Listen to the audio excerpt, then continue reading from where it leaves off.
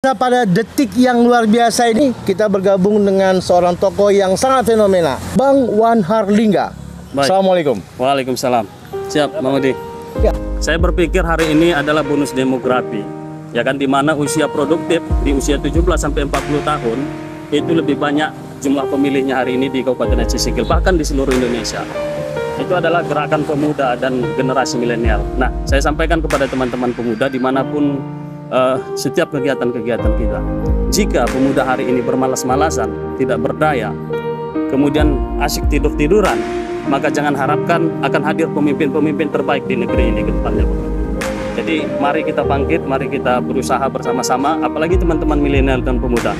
Karena hari ini pemuda itu akan menjadi pemimpin masa depan. Dan hari ini melalui Wan Harlingga, insya Allah memulai jalan itu, Pak.